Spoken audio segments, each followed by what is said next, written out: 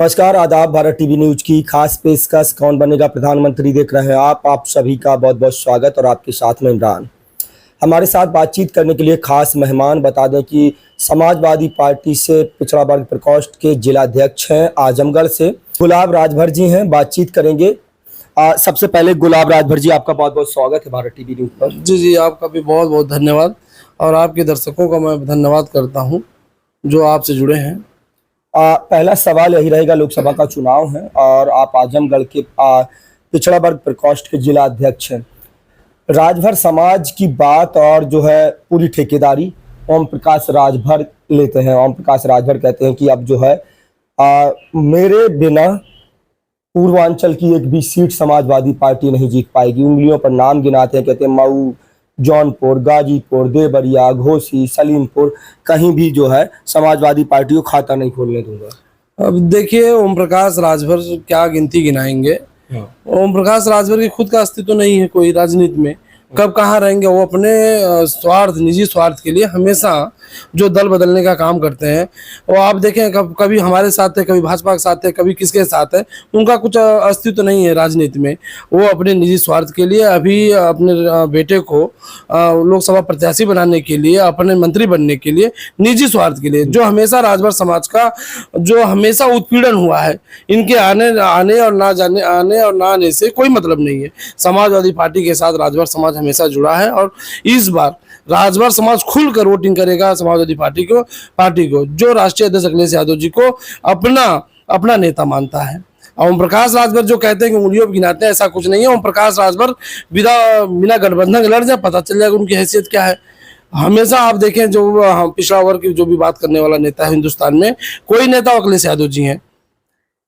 ओम प्रकाश राजभर कहते हैं कि राजभर समाज की लड़ाई ओम प्रकाश राजभर लड़ रहे हैं और उन्होंने जो है राजभर समाज के हक, अधिकार, मान सम्मान की लड़ाई अब तक जो है वो लड़ी है और उसको आगे भी भारतीय जनता पार्टी के साथ, एनडीए गठबंधन के साथ मिलकर के लड़ते रहेंगे। देखिए, एनडीए गठबंधन की वो क्या बात करेंगे। ओम प्रकाश राजभर सुहेल देव वंशज बनते हैं। अगर सुहेल देव वंशज कोई बनता तो वो घुटने पर टेक कर माफी नहीं मांगता। जो एनडीए के लोग अभी पिछले कुछ दिनों में मऊ में इस तरह से अपमान किया राजभर समाज का, इस तरह से राजभर समाज का भी अपमान सहने वाला ये कौम नहीं है। जिस तरह से अरविंद राजभर को भारतीय जनता पार्टी के नेताओं ने घुटने पर टेकवा कर माफी मांगा, ये हमेशा भारतीय जनता पार्टी की हमेशा सोच रही है कि पिछड़े दलित अल्पसंख्यकों को किस तरह से घुटना टिकाया जाए, किस तरह से माफी मंगवाया जाए। ये बताइए, अभी ये घुटना टेक दिया, ऐसी क्या मजबूरी थी जो अभी घुटना टेक दिए? ये कौन सी लड़ाई लड़ेंगे? किस आरक्षण की लड़ाई लड़ेंगे? किस संविधान की लड़ाई लड़ेंगे? जो अपने स्वार्थ के लिए, जो अपने लोकसभा में जाने के लिए घुटना टेक दिया, वो क्या लड़ाई लड़ेगा? किसी राजभर का या किसी अन्य बिरादरी का? राजभर समाज किसके साथ है? राजभर समाज आदरणीय राष्ट्रीय अध्यक्ष अखिलेश यादव जी के साथ है। इस बार 99 नहीं 100% बता रहे हैं आपसे कि राजभर समाज अपने आदरणीय राष्ट्रीय अध्यक्ष अखिलेश यादव को देखते हुए, अपना नेता मानते हुए अखिलेश यादव जी के साथ है। और हम लोग लगातार समाजवादी पिछड़ा प्रकोष्ठ की तरफ से हमेशा हम लोग प्रतिदिन जोड़ने का काम कर रहे हैं। और जो राजभर समाज हमेशा यहाँ, ये देखिए, आजमगढ़ जो धरती है ये समाजवादियों की धरती है। हमेशा हर वर्ग के लोग समाजवादी को लोग मानने वाले लोग हैं। यहाँ जो भी एक एक ईंट पर जो विकास आप देख रहे हो समाजवादी पार्टी का है। यहाँ जात पात से उठ कर लोग समाजवादी पार्टी के सपोर्ट करते हैं। इसके वजह से जो आदरणीय अखिलेश यादव जी हमेशा कहते हैं जो आजमगढ़ मेरा घर है, ये इसी की वजह से यहाँ पे जो भी ईंट पे आप देख रहे हैं, विकास की जो ईंट यहाँ दिख रही है आपको, वो आदरणीय अखिलेश यादव जी की देन है। आजमगढ़ के पिछड़े समाज के लोगों को, आजमगढ़ के राजभर समाज के लोगों को कैसे समाजवादी पार्टी के साथ जोड़ेंगे? देखिए, समाजवादी पार्टी के साथ पिछड़ा वर्ग हमेशा से जुड़ा रहा है। किसी मतभेद की वजह से पिछले उपचुनाव में जो निरहुआ जी जीत गए चुनाव, ये किसी तरीके से बहकावे में समझ लीजिए, नाच गा कर समझ लीजिए, किसी तरह से बहका कर पिछड़ा वर्ग भाग गया था। लेकिन इस बार लोकसभा के चुनाव में आदरणीय धर्मेंद्र यादव जी को बहुत बड़ी जीत, मान के चलिए 2 लाख प्लस वोट से हम लोग चुनाव जीतने जा रहे हैं। और निरहुआ जी का यहाँ से जमानत जब्त होने का काम होगा। हमेशा पिछड़ा वर्ग, इस बार देख लीजिए, जगह जगह विरोध किया जा रहा है, जगह जगह नारे राष्ट्रीय अध्यक्ष अखिलेश यादव जी के लगाए जा रहे हैं भारतीय जनता पार्टी की मीटिंग में। इसलिए पिछड़ा वर्ग हमेशा अखिलेश यादव जी को अपना नेता माना है और मानता रहेगा। गुलाब राजभर जी, आप कह रहे हैं कि 2 लाख वोटों से जो है धर्मेंद्र यादव चुनाव जीतने जा रहे हैं। बावजूद इसके दिनेश लाल यादव निरहुआ भारतीय जनता पार्टी के प्रत्याशी हैं, वर्तमान में सांसद हैं। वो कह रहे हैं कि असली यादव देश के, बाकी सब अखिलेश के। अब देखिए, मुझे तो नहीं लगता कि वो निरहुआ जी यादव है भी नहीं है। जो यश भारती सम्मान दिया हो, आदरणीय अखिलेश यादव ने यश भारती सम्मान देकर उनको पुरस्कार किया था, सम्मानित किया था, ऐसे लोगों का वो नहीं हुए आदरणीय निरहुआ जी, तो दूसरे यादव के क्या होंगे। वो गाजीपुर से आए थे, भारतीय जनता पार्टी के रिमोट वाले सांसद थे, जो किसी तरीके से चुनाव जीत गए। आजमगढ़ की भोली भाली जनता ने एक बार उनको मौका दे दिया, लेकिन 1.5 साल में वो बस क्या काम किए। 1.5 साल में वो नाचने गाने में, फिल्म बनाने में व्यस्त रहे। एक भी बताइए, हमेशा वो नारा देते थे कि बनारस से आजमगढ़ हम रेलवे लाइन बिछ जाएगी। क्या लाइन रेलवे लाइन बिछ पाई? हमेशा ये नारा उनका था कि मैंने रेलवे लाइन बिछवा दूंगा। एक भी काम नहीं हुआ, 1 रुपये का काम नहीं हुआ। वो फिल्म दुनिया में व्यस्त रहे, अमरपाली जी के वो साथ व्यस्त रहे। एक भी काम विकास के नाम पर हुआ नहीं है। अब नाचने गाने वाले लोगों के साथ भारतीय जनता, आजमगढ़ की जनता उन्हें गाजीपुर भेजने का काम करेगी। भारतीय जनता पार्टी की तरफ से आरोप लगाया जाता है, कहा जाता है कि पिछड़े समाज की बात और वकालत करने वाले, पीडीए का नारा देने वाली समाजवादी पार्टी पिछड़ों का सारा हक और अधिकार, कहते हैं कि यादव समाज जो है खा जाता है, बाकी अदर जो बैकवर्ड है, अदर जो पिछड़ा है, उसके हिस्से में तो कुछ आता ही नहीं है। देखिए, भारतीय जनता पार्टी हमेशा लोगों को मधभ्रम करके किसी तरह से राजभर समाज को बेइज्जत करने का काम करती थी, लेकिन ऐसा कुछ नहीं है। जब यहीं योगी जी विधानसभा में बोले थे कि 56 एसडीएम की भर्ती, 46 में 56 यादव हो गए, तो बताइए, हमारे इतने बड़े प्रदेश का मुख्यमंत्री 46 में 56 की बात करता है। और जब उसको पोर्टल में रखा गया, उसको वो निकाला गया, सब उसकी डिटेल मांगी गई, तो पता चला 3 उसमें यादव एसडीएम हुए थे। तो देखिए, जो शिक्षा ग्रहण करेगा वो एसडीएम नहीं, आईएएस से सब बन रहा है। लेकिन किस तरह से झूठ का भ्रम फैलाना, वो भारतीय जनता पार्टी से लोग सीखे। तो क्या है 2024 के लोकसभा चुनाव को लेकर के आपका फॉर्मूला क्या है?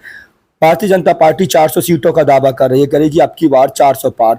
तो इंडिया गठबंधन जो है, जो समाजवादी पार्टी है, आप समाजवादी पार्टी के पिछड़ा वर्ग प्रकोष्ठ के जिलाध्यक्ष भी हैं, तो क्या टारगेट लेकर के चल रहे हैं? किस फॉर्मूले के तहत जो है एनडीए गठबंधन का मुकाबला करेंगे आप? देखिए, इस बार इंडिया गठबंधन पीडीए के नारे के साथ चुनाव मैदान में, पिछड़ा दलित अल्पसंख्यक और जो अगड़े के लोग भी हैं, जो समाजवादी सोच रखते हैं, उनके साथ हम लोग चुनाव में हैं। और आने वाले समय में जो भारतीय जनता पार्टी कहती है 400 पार, 400 पार नहीं, 400 हार होने जा रही है भारतीय जनता पार्टी की। पूरे हिंदुस्तान में मैं समझ रहा हूं कि 1 से 100 सीट निकलना इनका मुश्किल है। और जो हम लोग अपना नारा दिए इंडिया गठबंधन, वो पिछड़ा दलित अल्पसंख्यक के साथ हम लोग चुनाव मैदान में है और पूर्ण बहुमत से इंडिया गठबंधन की सरकार बनने जा रही है। लगातार चेहरे की बात चल रही है, कह रहे हैं इंडिया गठबंधन अगर चुनाव जीतता है, सरकार बनाता है, तो प्रधानमंत्री के चेहरे को लेकर के सस्पेंस बना हुआ है। कह रहे हैं प्रधानमंत्री कौन होगा? उनकी तरफ से तो एनडीए गठबंधन की तरफ से प्रधानमंत्री मोदी का चेहरा प्रमोट किया जा रहा है, लेकिन इंडिया गठबंधन में कह रहे हैं इतने चेहरे हैं, फिर ऐसा ना हो कि फिर कलह मच जाए और जो प्रधानमंत्री कौन बनेगा, लोग ये भी जानना चाहते हैं। इंडिया गठबंधन में सबसे बड़े नेता तो हमारे राष्ट्रीय अध्यक्ष अखिलेश यादव जी ही हैं। अभी आप देखिए कि पूरे हिंदुस्तान में एक माहौल पैदा करने वाले आदरणीय राष्ट्रीय अध्यक्ष जी, जो विपक्ष में सबसे बड़े नेता, सबसे मजबूत नेता कोई है तो आदरणीय अखिलेश यादव जी हैं। हम लोग तो उन्हीं को प्रधानमंत्री मानते हैं। क्या हुआ कि पिछले विधानसभा चुनाव में टिकट दिए गए, फिर उसके बाद टिकट काटे गए, और इस तरह से कई जो है सीटों पर समाजवादी पार्टी को नुकसान हुआ। इस बार भी लोकसभा के चुनाव में हमने देखा कि कई सीटों पर टिकट पहले दे दिए गए, उसके बाद टिकट काट दिया गया। तो क्या लोकसभा के चुनाव में इसमें कोई नफा नुकसान देखते हैं आप? देखिए, जिनको टिकट मिला और जिनका टिकट काटा गया, वो पार्टी के बहुत ही मजबूत और ईमानदार साथी है। वो टिकट कटने या नाम मिलने से कोई नाराजगी नहीं है। और जिस जनता की जिसकी मांग होती है, आदरणीय राष्ट्रीय अध्यक्ष अखिलेश यादव जी ने उनको टिकट दिया है और सभी साथी हम लोगों के साथ एकदम दिल खोल कर साथ हैं और जो जिनको टिकट मिला उनको जिताने का काम करेंगे। अंतिम सवाल रहेगा, पीडीए, जिस पीडीए की बात लगातार अखिलेश यादव हर मंच से करते हैं, पिछड़ा दलित अल्पसंख्यक की बात करते हैं, वो पीडीए टिकट बंटवारे में हमें दिखाई दिया। क्या सरकार बनती है तो वो पीडीए का जो प्रतिनिधित्व है वो भी जो है दिखाई देगा, उस पर जो है काम किया जाएगा पीडीए पर, और पीडीए को जो है उसका हक, अधिकार और जो हिस्सा है वो सुनिश्चित किया जाएगा? देखिए, जिस नारा के साथ आदरणीय अखिलेश यादव जी ने पीडीए का नारा दिया है, जिनके बदौलत हम लोग चुनाव में हैं, तो कहीं न कहीं पूर्ण अच्छी हिस्सेदारी पीडीए की मिलेगी इस बार सरकार बनने पर। मिलेगी? जी जी बिल्कुल। आजमगढ़ जीत रहे हैं आप लोग? आजमगढ़ नहीं, पूरा प्रदेश जीत रहे हैं हम। पूरा प्रदेश जीत जी जी, 80 की 80 सीटें हम लोग इस बार 2024 चुनाव जीत रहे हैं। चलिए, बहुत बहुत शुक्रिया। तो हमारे साथ ही समाजवादी पार्टी के पिछड़ा वर्ग प्रकोष्ठ गुलाब राजभर जी जिलाध्यक्ष हैं, बता दें कि आजमगढ़ से जिलाध्यक्ष हैं, और साफ कह रहे हैं कि इस बार जो है वो 80 की 80 लोकसभा सीट है, समाजवादी पार्टी जीतने जा रही है। समाजवादी पार्टी बड़ी पार्टी बनने जा रही है उत्तर प्रदेश में, और कहा जाता है कि दिल्ली का जो रास्ता है, दिल्ली की गद्दी का रास्ता उत्तर प्रदेश से होकर के गुजरता है। जो उत्तर प्रदेश में सबसे अधिक सीटें जीतेगा वो जाकर के दिल्ली की गद्दी पर राज करेगा। हालांकि भारतीय जनता पार्टी की तरफ से भी यही कहा जा रहा है कि अब की बार 400 पार, तो इंडिया गठबंधन जो है लगातार सरकार बनाने का दावा कर रहा है। 4 जून को जो नतीजे आएंगे उसके बाद ही पता चलेगा कि देश का नया प्रधानमंत्री कौन होगा। क्या वो इंडिया गठबंधन के खेमे से होगा या एनडीए गठबंधन के खेमे से होगा। आप लोगों की क्या राय है, कमेंट सेक्शन में अपनी राय देना ना भूलें। अपने साथी कैमरा पर्सन आनंद यादव के साथ भारत टीवी न्यूज के लिए आजमगढ़ से इमरान मंसूरी की रिपोर्ट। नमस्कार।